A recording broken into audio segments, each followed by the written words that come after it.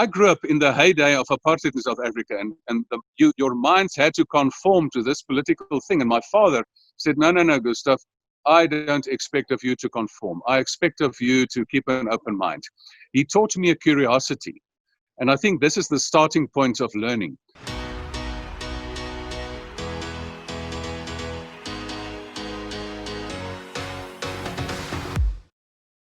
Remember in our schooling days, they only tested two intelligences, your verbal intelligence and your non-verbal intelligence. And this is so-called the IQ tests that we did.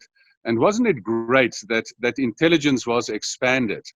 And that, what is the old story, whether it's true or not, that Einstein actually didn't pass one of his exams because, not one of his exams, one of these school years, because they tested intelligences that he didn't sort of major in.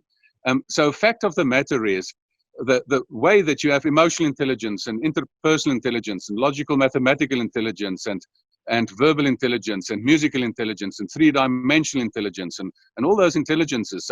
So we must honor people, not only because we think there's one kind of intelligence, but because a 3D intelligence is an amazing intelligence, and people must just apply that specific intelligence, and the world needs your intelligence. Right. I repeat, you are born with these talents as a solution to a problem. And the problem, once they conform you and try to fit you and squeeze you into something that you're not, this is where you lose your authenticity. That's it. And then it took me over a decade and hundreds of thousands of dollars spending on myself to undo that, to work through it. That's what I had to do. And I guess, speaking to that, was your thought process, your life always this way, or was there like a turning point in your life, Gustav? I was fortunate in one aspect. I grew up in a house.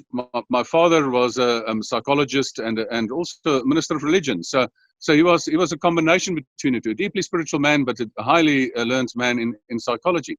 And I grew up in the heyday of apartheid in South Africa, and your minds had to conform to this political thing. And my father said, no, Gustav, I don't expect of you to conform. I expect of you to keep an open mind. He taught me a curiosity. And I think this is the starting point of learning, because he was a bit of a rebel in his own right. And until this day, I think learning starts when you're a bit of a rebel. Because he always said, Gustav, don't talk about people, talk to people. And that made me to travel. And then he sort of, when you want to go, your mom always wants to keep you back, and your dad says, go. And that was the best thing that happened to me, because I've learned more through traveling by taking what you think and testing it in other contexts. And that learning was probably that curiosity. I mean, it caused me a lot of pain. I can show you the marks, because curiosity sometimes kills the cat. But curiosity is the starting point of learning. But that thing grew.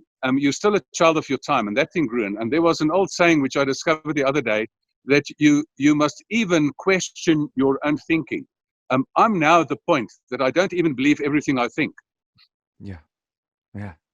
And that's true. And that you're open. It's not that you don't have any principles. I stand on strong principles, but I remain teachable. Let's say, convince me of something better, then I'll go that way. But probably one of the best, if people do hiring companies, don't just get a good guy which is not teachable. You will teach him nothing. Get a guy who's teachable. That should be one of the criteria on any HR person's hiring list. A good teachable person. It's so true. I think even, so many people have said this before, and Jim Collins' book Built to Last, he brings that up. It's like the companies and organizations that have lasted the longest, they stayed true to their core purpose, but they were willing to change everything else.